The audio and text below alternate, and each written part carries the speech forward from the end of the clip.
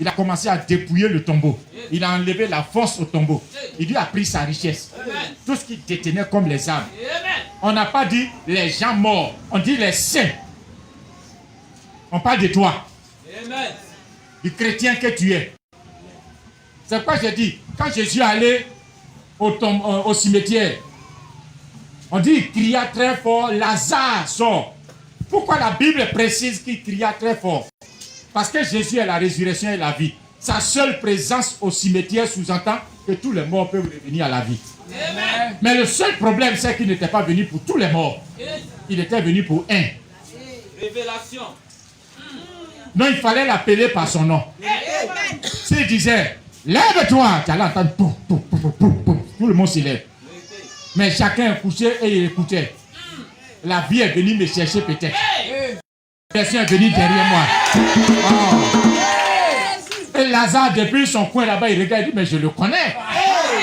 Ça, c'est mon ami. Ça, c'est mon ami. Mais d'ici, je ne peux pas l'appeler. De là où je suis, je ne peux pas l'appeler.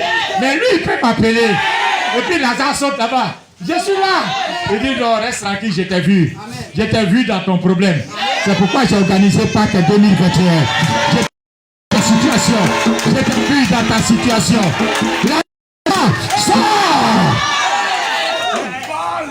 Il s'agit de moi. Tu es condamné à sortir de ton problème. Il te connaît par ton nom. C'est pourquoi j'ai dit au groupe musical de chanter ces cantiques. Avant ma naissance, tu m'avais choisi et appelé par mon nom.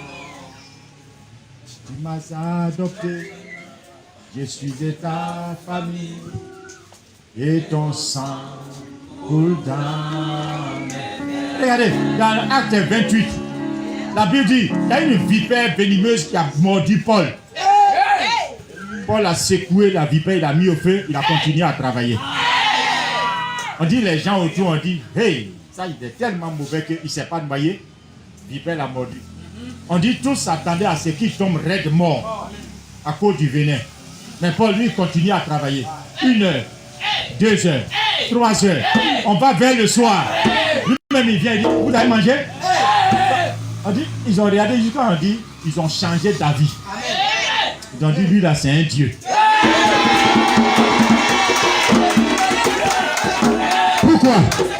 Parce que le sang de Jésus, c'est ce qui coule dans tes veines. Et le venin a été donné à la vipère pour attraper les petites souris, les tuer pour se nourrir. Toi, tu vas faire ça vers ton créateur, ça va marcher comment? C'est que le diable ignore, c'est que tu as été positionné au-dessus de lui.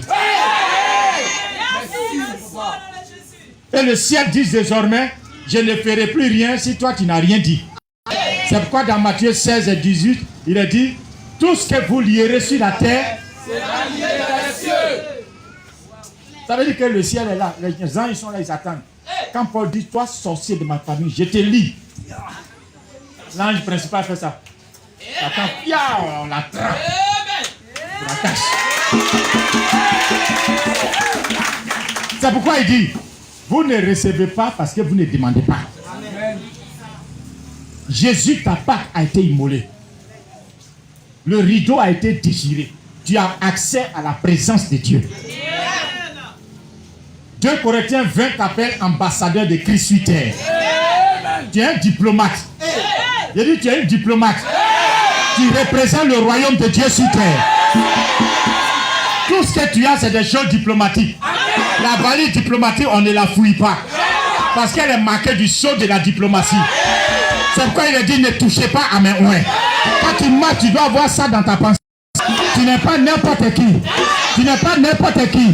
Depuis tu es un diplomate. Tu ne manges pas n'importe quoi. Tu es du royaume de Dieu. Vous êtes dans le monde, mais vous n'êtes pas du monde. Mais toi, tu fais un effort pour être dans le monde et être du monde. Tu veux avoir le style de ce monde. Quand ça y est comme ça, le prince de ce monde, quand il vient, il se reconnaît en toi. Il dit, ça c'est mon fidèle. Mais il te voit dans son monde et tu es différent. Il est obligé d'agir comme le fou de Gadara.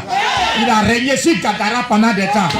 Mais on dit le jour où Jésus a mis le pied, il dit, nous on sait qui tu es. Tu es le saint du Très-Haut. Pourquoi tu es venu nous tourmenter? Je déclare sur ta vie que le règne est à toi. La vie que Dieu met sur ta vie maintenant.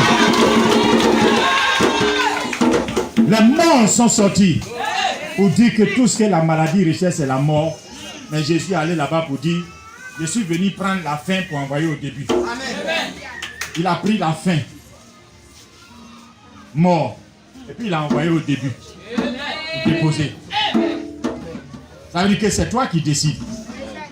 Quelqu'un ne peut pas s'asseoir, faire ses incantations pour dire, je veux qu'il meure. Ça, il est libre de le faire. C'est sa bouche. Il peut l'utiliser. Mais quand il finit de parler, tout le royaume des cieux te regarde. Ils attendent seulement un mot. Dis seulement un mot. Un mot. Quand j'ai lu la prière de Jésus avant de monter, il nous a présenté au Père. Il dit, de toute façon, tu as été avec moi là. Sois comme ça avec eux. De toute façon, je suis ton fils désormais. Et aussi maintenant, ils sont tes fils. Et le pouvoir que tu m'as donné dans les cieux, sur la terre, ce pouvoir-là, je leur donne. Vous ne lisez pas bien sa prière là. Il a fait un rapport. Et il t'a positionné. C'est-à-dire qu'il a fait passation de service. Vous dites désormais, ce sont mes frères. Et la Bible dit, Dieu confirme en disant, DRP, Yedo, Lerou, Mao, vous tous qui êtes là, je vous connais par vos noms et grades. Dieu dit, comme il me fit ça fait tel rapport, désormais, vous n'êtes plus des êtres humains normaux, mais vous êtes co-héritiers avec mon Christ, mon Fils, et vous êtes mes héritiers. Est-ce que vous comprenez ce que ça veut dire? Dieu dit, tu es son héritier. Tu es son héritière. Ce qui est à lui, c'est quoi le Père a dit au Fils prodigue. Quand le Fils prodigue est venu délabrer, il a vendu tous ses biens. Les prostituées l'ont vidé ses biens. Il était pauvre. On a tué Bé, on lui a donné une robe et un anneau. Lui qui est resté toujours là, est venu tout fâché. Le Père lui a dit, toi tu connais rien. Lui là, il était mort. Lui là, vrai, il était mort. Il était parti à Miyagi, Sassandra, tout ça là. Il était mort, vrai là.